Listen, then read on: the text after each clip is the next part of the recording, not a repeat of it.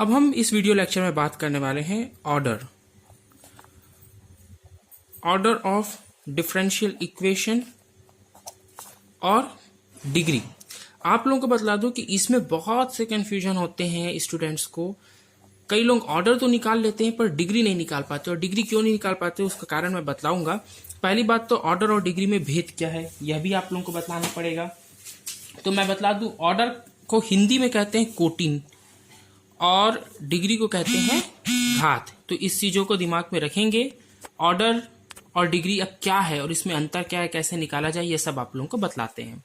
देखिए, order of differential equation, इसकी पहले परिभाषा हम हिंदी में देख लेते हैं, फिर इंग्लिश में देखेंगे। ऑर्डर ऑफ डिफरेंशियल इक्वेशन देखते हैं। अवकलन समीकरण में विद्यमान महत्तम अवकलज यानी कि हाईएस्ट डेरिवेटिव्स की कोटि दिए हुए अवकलन समीकरण की कोटि ऑर्डर ऑफ डिफरेंशियल इक्वेशन कहलाती है। ये बुक में दिया होता है पर कई बार हमको ये समझ में नहीं आता। एक्चुअली जब तक एग्जाम्पल नहीं देखेंगे समझ में कैसे आएगा। तो आइए मैं बतलाता हूं ये है क्या। एक बार इंग्लिश में भी इसको देख ही लेते हैं, ये क्या कह रहा है। इंग्लिश वाला भी आप लोग देखा करिए, क्योंकि आप लोगों को जो मास्टर्स होगा ना वो सब इंग्लिश में होगा, तो इंग्लिश भी देखना जरूरी हो जाता है। ऑर्डर ऑफ डिफरेंशियल इक्वेशन क्या होता है? The order of the highest order. Highest मतलब होता है सबसे अधिक ऑर्डर का derivative involve in differential equation is called the order. अब ऑर्डर क्या है तो देखो मैं बतलाता हूं ऑर्डर क्या है। यहां पे कुछ एग्जांपल्स लिखना शुरू करते हैं। ऑर्डर के एग्जांपल्स लिखते हैं। मान लीजिए मैं लिख रहा हूं डी स्क्वायर वाई अपॉन में d x square plus d y by dx। बहुत सारे क्वेश्चंस आप लोगों को इस वीडियो में कराऊंगा, इतने कि आप लोग ऑर्डर और डिग्री कभी नहीं भूलेंगे। बस इस वीडियो को लास्ट तक देखिएगा। इस वीडियो को लास्ट तक देखिए तो ऑर्डर डिग्री कभी नहीं भूलने वाले, और भी बहुत सारी चीजें आप लोगों को इसमें समझा दूंगा। पहली चीज तो आप लोगों को ये बता दूं कि इसमें इंडिपेंडेंट वेरिएबल और डिपेंडेंट वेरिएबल कौन कौन से हैं। इंडिपेंडेंट कौन सा है इसमें? इंडिपेंडेंट यहाँ पे x है, यहाँ पे भी x है। x हमेशा याद रखिएगा, इंडिपेंडेंट वेरिएबल वो होता है जिसके रेस्पेक्ट हम लोग डिफरेंशिएट करते हैं, और जिसका डिफरेंशिएशन करते हैं। यहाँ पे y का डिफरेंशिएशन हो रहा है, ये डिपेंडेंट है। यहाँ पे भी y का डिफरेंशिएशन हो रहा है, मतलब कि यहाँ पे डिपेंडेंट वेरिएबल एक है, इंडिपेंडेंट वेरिएबल एक है। और जहां इंडिपेंडेंट वेरिएबल सिर्फ एक रहे, यानी कि यहाँ पे सिर्फ x है, यहाँ पे सिर्फ x है, तो वो क्या होता है? ऑर्डिनरी डिफरेंशियल इक्वेशन होता है। तो ये तो समझ में आ गया कि भाई ये ऑर्डिनरी डिफरेंशियल इक्वेशन है। अब ऑर्डिनरी डिफरेंशियल इक्वेशन में इसकी कोटि क्या है और इसकी घात क्या है, तो देखिए कोटि निकालना है। पहले कोटि निकालेंगे ऑर्डर, और इसकी ऑर्डर होगा। आप लोगों को यह देखना होता है कि दिया गया समीकरण, ये हम लोगों का दिया गया समीकरण है। इस दिए हुए समीकरण में जो डिफरेंशिएशन वाले इक्वेशन दिख रहे हैं आप लोगों को, जैसे कि यहाँ पे y का dx के सापेक्ष है, यहाँ का y का dx के सापेक्ष 2 बार अवकलन हुआ है। तो इस पूरे इक्वेशन में यहाँ पे हुआ ही नहीं है y का, तो इस पूरे समीकरण में आपको सर्वाधिक बार डिफरेंशिएशन वाला कौन सा इक्वेशन दिख रहा है? तो यहाँ पे तो 1 बार डिफरेंशिएशन हुआ है और यहाँ पे 2 बार डिफरेंशिएशन हुआ है। तो जिसमें हमको प्रश्न क्या दिया था डेफिनेशन में, महत्तम अवकलज यानी कि हाईएस्ट डेरिवेटिव, जिसका अवकलन सर्वाधिक बार हुआ हो, उसको हम लोग कहते हैं ऑर्डर। तो यहाँ पे इसका 1 बार हुआ है, इसका 2 बार हुआ है, तो 1 अधिक है कि 2 अधिक है? 2 अधिक है ना, तो इसका जो ऑर्डर होगा वो 2 होगा। क्या होगा इसका ऑर्डर? 2 होगा। अब बात करते हैं, ऑर्डर तो निकल गई। आइए मैं एक साथ लगे हाथ 2-3 और एग्जांपल्स आपको ऑर्डर के बता देता हूं, फिर सीधा कोटि में आऊंगा। एक और ऑर्डर के एग्जांपल लेता हूं मैं। d to the power 4 x t to the power 4, ये कुछ नहीं है ना, plus d square x by में d t square plus d x to the power d t to the power 5 equals to e to the power t, ये कुछ नहीं है। ये एक समीकरण दिया हुआ है, याद रखिएगा ये एक समीकरण है, और इस समीकरण में हमको बताना है कि इसका ऑर्डर क्या है। तो इसका ऑर्डर निकालने के लिए आप लोग देखिए, ये ई टू दी पावर टी दिया हुआ है, ये एक्स का टी के सापेक्ष 1 बार डिफरेंशिएशन हुआ है, यहाँ पे x का t के सापेक्ष 2 बार डिफरेंशिएशन हुआ है, यहाँ पे x का t के सापेक्ष 4 बार डिफरेंशिएशन हुआ है।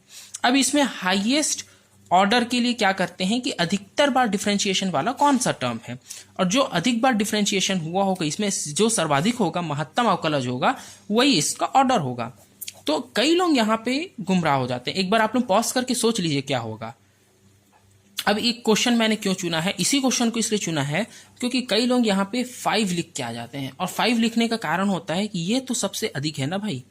वो लोग कहते हैं कि ये सबसे बड़ा टर्म दिख रहा है, 4 2 5, तो सबसे बड़ा 5 हुआ, तो ऑर्डर इसका 5 होगा। नहीं, ये 5 नहीं, क्योंकि यहाँ पे ये नहीं बोला है कि इसका पावर क्या है, इसका पावर नहीं पूछा है आपसे, तो पावर नहीं पूछा है तो भाई क्या करें। इसमें बोला है कि इस टर्म का सर्वाधिक बार डिफरेंशिएशन, तो इसमें तो सबसे कम बार हुआ है, इसमें तो सिर्फ एक बार हुआ है, इससे अधिक तो इसमें हुआ है और इससे अधिक इसमें हुआ है, तो इसका जो ऑर्डर होगा वो 4 होगा, क्योंकि हमको डिफरेंशिएशन पूछा है, डिफरेंशिएशन का पावर नहीं पूछा है। ये पावर में है, ये अलग चीज है और ये अलग चीज है। तो उम्मीद है आप लोगों को समझ में आया होगा इस एग्जांपल से कि इसको नहीं लिख के आ जाना ऑर्डर में सर्वाधिक बार डिफरेंशिएशन किसी भी टर्म के रेस्पेक्ट में किसका हुआ है। अच्छा चलिए जल्दी से इसमें भी बता दीजिए कि इंडिपेंडेंट और डिपेंडेंट कौन है। इंडिपेंडेंट और डिपेंडेंट ये परतंत्र है, तो परतंत्र कौन सा है, ये परतंत्र है क्योंकि ये टी पे निर्भर कर रहा है, ये टी पे निर्भर कर रहा है, टी पे निर्भर कर रहा है। तो जो एक्स है वो परतंत्र है और जो टी है वो इंडिपेंडेंट, ये सॉरी हाँ परतंत्र, यानी कि डिपेंडेंट एक्स है और जो इंडिपेंडेंट है वो टी है। ठीक, अब चलिए ऑर्डर तो निकालना सीख गए, अब ऑर्डर के साथ में कोटि की भी बात करना शुरू करते हैं। ऑर्डर और कोटि निकालना इसलिए जरूरी हो जाता है क्योंकि आने वाले समय में आप लोग जब भी पढ़ेंगे ऑर्डर और कोटि बार बार आप लोगों को निकालना पड़ेगा, और बड़े बड़े कंपटीशन में भी ये आता है। आइए देखते हैं डिग्री ऑफ डिफरेंशियल इक्वेशन क्या होता है। बुक का एक बार डेफिनेशन देखते हैं, फिर तो आपको बुक की जरूरत नहीं होगी, मैं आपको अच्छे से समझाऊंगा। अवकलन समीकरण में आने वाले महत्तम अवकलज, याद रखिएगा कोई एक अवकलन समीकरण होगा, उसमें आने वाला कोई एक महत्तम अवकलज यानी कि हाईएस्ट डेरिवेटिव। याद रखिएगा हाईएस्ट डेरिवेटिव अभी तक हम देखते ही आ रहे थे ना, क्योंकि जब हम कोटि निकाल रहे थे तो कोटि में भी हमें महत्तम अवकलज को चिन्हित करना पड़ रहा था, यानी कि हाईएस्ट डेरिवेटिव, यानी कि जिसका डिफरेंशिएशन सबसे अधिक बार हुआ है उसको हम देख रहे थे, और जितनी बार उसका डिफरेंशिएशन हुआ है अधिक वाला, वही उसका बन जा रहा था ऑर्डर। यानी कि इसमें भी हमें यह देखना है कि किसका हाईएस्ट ऑर्डर है, ऑर्डर देखना है इसमें भी ना। ऑर्डर खुद में हाईएस्ट डिफरेंशिएशन को कहते हैं, तो हाईएस्ट नहीं लगाना पड़ेगा ऑर्डर के आगे, ऑर्डर खुद ही एक हाईएस्ट होता है। तो हाईएस्ट डेरिवेटिव कौन सा है वो देखेंगे, और उस हाईएस्ट डेरिवेटिव की घात या डिग्री को दिए हुए अवकलन समीकरण की घात कहते हैं। यानी कि अगर एक पूरा इक्वेशन दिया, आइए एग्जांपल से आप समझते हैं, आइए एक प्रश्न से समझाते हैं। एक प्रश्न ले रहे हैं, डी स्क्वायर वाई बाय में डी एक्स स्क्वायर का cube minus x y d y by d x to the power 4 plus y equals to 0। सबसे पहले आप लोग इसमें देखिए कि दोनों में ही आप लोगों को, अगर आप लोगों को ऑर्डर निकालना है और कोटि निकालना है, ऑर्डर निकालना है और डिग्री निकालना है, ठीक है, कोटि और घात। हमेशा याद रखिएगा डिग्री निकालने के लिए भी हमें ऑर्डर निकालना ही पड़ेगा। तो ये बात होता है कि ऑर्डर निकालना आना ही चाहिए और डिग्री भी निकालना आना चाहिए भाई। तो सबसे पहले तो ऑर्डर ही निकाला जाएगा। ऑर्डर क्या है, तो हमको ऑर्डर निकालने के लिए देखना होता है कि इसमें सर्वाधिक बार डिफरेंशिएशन वाला टर्म कौन सा है और कितनी बार उसका सर्वाधिक डिफरेंशिएशन हुआ है। तो हाईएस्ट डेरिवेटिव देखते हैं, महत्तम अवकलज, इसका एक भी बार डिफरेंशिएशन नहीं हुआ है, इसका एक बार डिफरेंशिएशन हुआ है एक्स के सापेक्ष, और इसमें भले ही एक्स वाई का गुणा उसको नजरअंदाज कर दीजिए, वो कांस्टेंट टर्म है, और इसमें वाई का 2 बार डिफरेंशिएशन हुआ है एक्स के सापेक्ष। यानी कि समझ में आ गया, इसमें कुछ नहीं हुआ था 0, इसमें 1, इसमें 2, तो सीधी सी बात है 2 बार होगा। याद रखिएगा इसमें हम डिफरेंशिएशन को देखते हैं कि अधिकतम कितना डिफरेंशिएशन हुआ है, और ये 2 आया। अब बात आती है घात की। घात में लोग अधिकतर गलत करते हैं, घात बहुत ध्यान से समझिएगा। घात में क्या होता है कि कई लोग देखते हैं इसका घात है 3, इसका घात है 4, और क्योंकि इसमें बोला है महत्तम शब्द देखते ही वो लोग 4 उत्तर लिख के आ जाते हैं। गलत, 4 हुआ लिखे यानी गलत। आपको ये बोला है कि जो महत्तम अवकलज वाला होगा, यानी कि हाईएस्ट डेरिवेटिव वाला टर्म होगा, उसी का जो घात है, उसी का जो पावर है, वही इसका डिग्री बनेगा। इस इक्वेशन में अगर आपसे बोलता है कि इस इक्वेशन का घात क्या है, डिग्री क्या है, तो आप इसका घात नहीं बता सकते।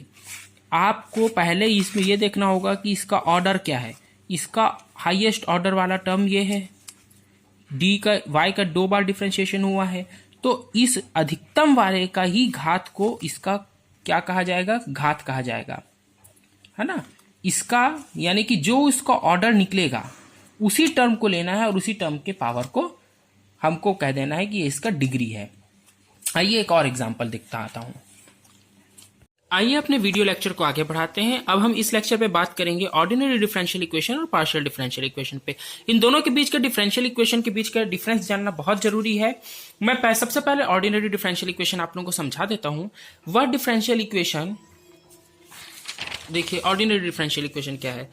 अ differential equation involving derivative with respect to a single independent variable is called an ordinary differential equation.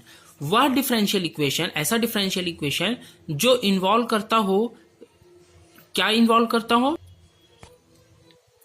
कुछ लोग ये समझते हैं सिंगल इंडिपेंडेंट वेरिएबल के रेस्पेक्ट में जब हम लोग क्या करेंगे, जिसमें सिंगल इंडिपेंडेंट वेरिएबल हो, मतलब कि एक ही इंडिपेंडेंट वेरिएबल हो उस पूरे इक्वेशन में, तो वो होता है ऑर्डिनरी डिफरेंशियल इक्वेशन। ओडीई भी इसको कहा जाता है, या फिर हिंदी में इसको कहते हैं साधारण अवकलन समीकरण। बुक में हिंदी में जो डेफिनेशन दी हुई है उसको मैं एक बार दिखा देता हूं आप लोगों को। साधारण अवकलन समीकरण वे समीकरण है जिनमें केवल एक ही स्वतंत्र चर, देखिए फिर से आ गया स्वतंत्र चर यानी इंडिपेंडेंट वेरिएबल होते हैं।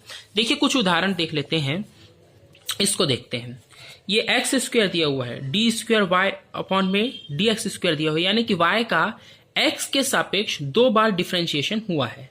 फिर आ जाते हैं plus y square d y upon d x, तो यहां पे d y upon d x मतलब कि वाई का एक्स के सापेक्ष एक बार अवकलन हुआ है, डिफरेंशिएशन हुआ है, इसका पावर 4 है, plus y to the power 4 equals to 0 है।